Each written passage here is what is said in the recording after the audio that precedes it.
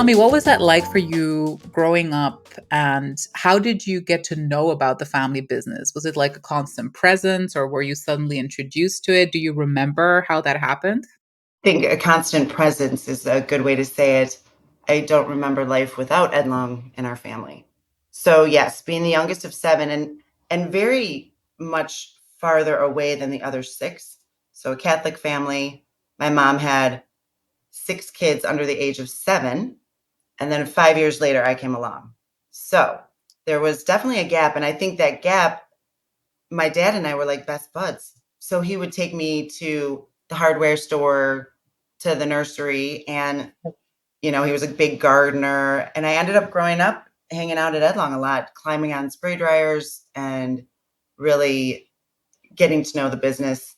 Your dad was the CEO, right? Like at the time. So he was the CEO for many years. Yes, he was a CEO and owner for many, many years. So it's always been a part of our family and a part of my life for sure. When did it start for you that you were like, you know what, actually, I'd love to do what dad does. I want to take over from him. I want to do this job. It's so funny because I used to say I'm going to run the place, even when I was really little. And the funny thing about that is that my brother was heir apparent. So my brother Chris, he's 10 years older than me. So he had such a different path. His path was very laid out by my dad. He was told, you're going to go to K State, you're going to get a biochemistry degree, very much your heir apparent.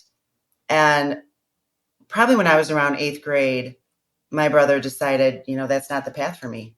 I want to be a teacher. I don't ever want to move back to Chicago. He was living in California at the time. And this is not really my passion. So that's when my vision got clearer and clearer. I always liked science and ended up going to Purdue and majoring in food science. I remember having a conversation with my dad when I was in college, and he was like, no promises. Such a different conversation than he had with my brother. And then when I graduated from Purdue and I worked at Keebler as an intern, and then I worked at Ball Corporation. And shortly thereafter, the call came, he's like, it's time for you to join the family business. Can something be said for the fact that you had no pressure to join actually like really contributed to you being very motivated? Or do you feel like if he had approached things differently with your brother or with one of your other siblings, it might have turned out differently? I think that my brother's path must have been really hard.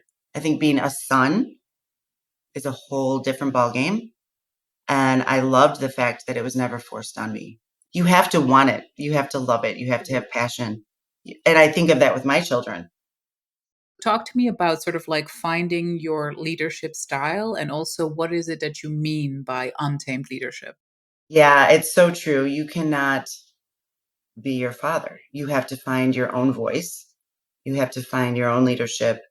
And that's not easy. It is not easy. I feel that, especially being the youngest of seven, I looked up to my siblings. I wanted to please them. Definitely a people pleaser, a recovering people pleaser, I'd like to say. And I would make decisions trying to please everybody and make everybody happy.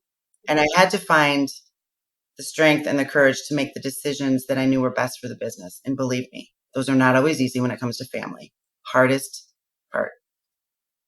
But I knew it was my job, and there was hundreds of people depending on me to do my job. So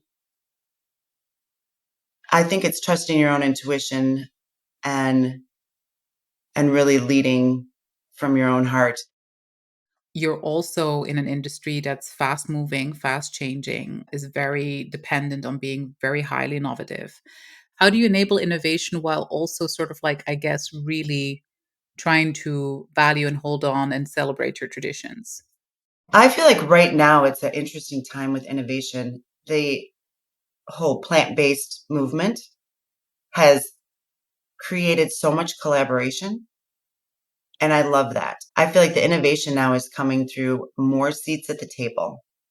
We just did a webinar recently around plant-based that we sponsored, and we had the fats companies, the stabilizers, the proteins, that people that add the proteins. So the experts in their discipline around the table talking about an industry issue. That's where I see innovation coming from. And the innovation is faster, because you're around the table. You're not all doing it one by one. I mean, we're a component, they're a component. Why not work together? And you get a better result that way. So plant-based, I think, is really exciting and it's forcing the food industry to collaborate. Can you talk to us a little bit more, maybe Laurette, about like how you use technology and that data that's available to you to safeguard, I guess, the competitive advantage that you've just described, essentially? FEMA, Flavor and Extract Manufacturers Association, is kind of the governing body of the flavor world. And it's an amazing association because all of your competitors were sitting around the table together, protecting the industry and talking about what's going on in the industry. Huge science based association. There's a lot. The FEMA grass came from this, which is how it's grass means generally recognized as safe. How we make sure everything that we do in this industry is safe for our consumers. And IP is a huge part of the protection that this association gives this industry, which is really important as in terms of protecting your innovation. And I think the hard part for FEMA right now is a lot of it in the past has always been like under the radar. We are struggling to find flavorists all the time, all of us sitting around the FEMA table. There's only 500 flavors in the world. And then narrow that down to who are dairy flavorists, it's like a needle in a haystack. I believe in the pipeline. We need to get young sixth to eighth graders getting excited about an industry that is so cool. And you can be a food hero, like how cool is that? You can feed the world and, from nutritional to indulgent, like So initially you talked about industry-wide sort of like trends that make you cooperate more, right? Like, so you talked about plant-based and that's sort of like pushing you into a certain direction. Now you're talking about sort of like industry associations making you aware, like, what is required for the industry to have a future in terms of talent. But it's so difficult sometimes, I guess, like, to sort of like move companies to see it that way, right? Because you said like there were many companies before, it was more competitive maybe in your father's time or your grandfather's time. So is it really like just a requirement now, or is it just like something that's actually always been part of the food industry? it's gotten way better. I just think even back to my dad's era when we were going through that perfect storm and communication to our employees was so important. And my dad and that era of leaders did not share budget. What are we shooting for? What's the budget for this year? I am an open book on that. If we aren't going the same direction, we're never going to get there. I feel like the power is in unity. When I joined Edlong sales and R&D were like hated each other. Salespeople weren't even allowed in the R&D building. So I'm just a believer in the fact that the power, there's enough to go around and the power is in the unifying.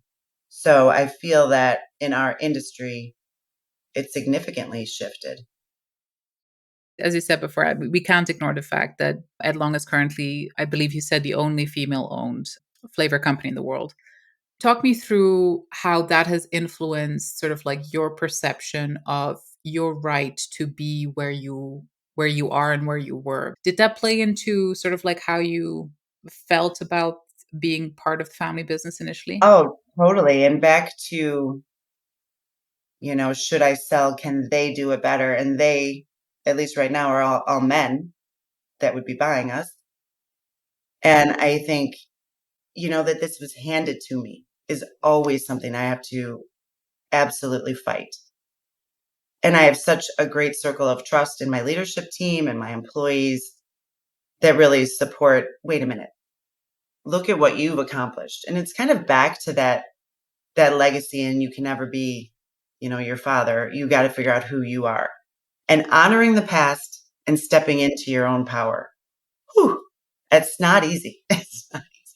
It is very it's hard to do and to really look at the facts and become the leader that your people deserve. So you mentioned before, like for a long time, you didn't actually talk about the business much at home, and like you didn't sort of bring it home for a long time. It's only just started now that you're introducing them slowly into it. So tell me, what's been the reaction so far? And like, are there sort of like, is for you, is it hard to not start nurturing that hope that like one or like several of them would get super excited? Like, do you check yourself when you're about to say you should join? Or like, I what is do. it?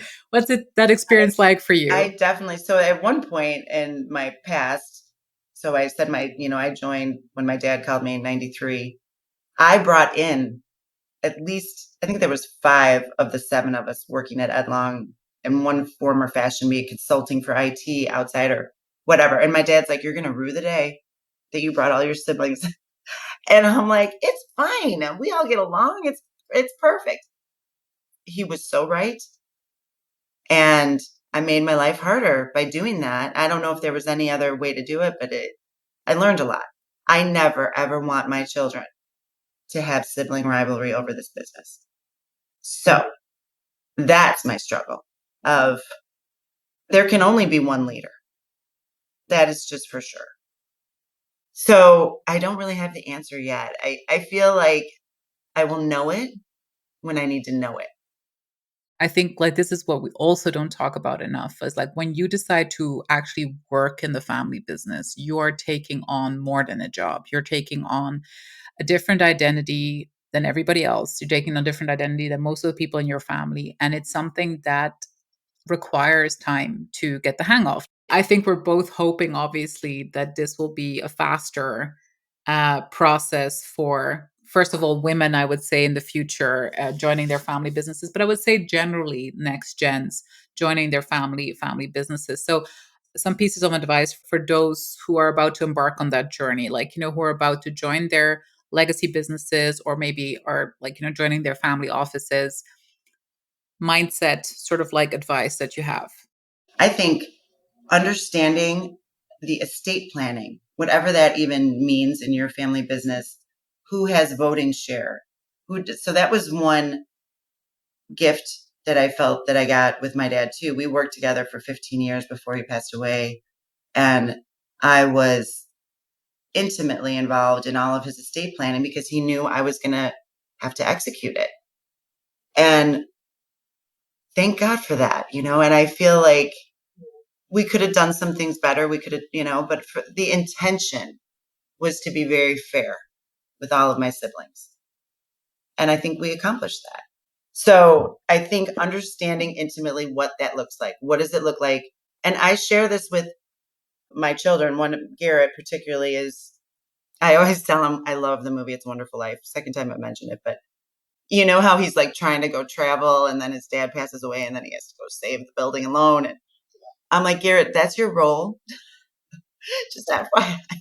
So you need to kind of understand if something happens to me, you're going to have to. So we have a committee. We have not just him. He's not alone. I've got a lot of, but you have to plan that stuff. You never know. I just felt like when my dad passed, I had no regrets. I feel like on the business side and the personal side, everything that ever needed to be said was said. He prepared me as best he could. So I would know, what to do. And I think I would just say that's important advice for anybody in a family business to just know the lay of the land. And if you have issues with it, it's better to bring it up to your parent, while they're still around than to be all mad at the one that's running it. You know? I would say if you're going to work in the family business, start at the bottom. Absolutely start as low as you possibly can and as early as you can if you're really interested because you got to earn that respect. And I honestly, truly know that I am nothing without them.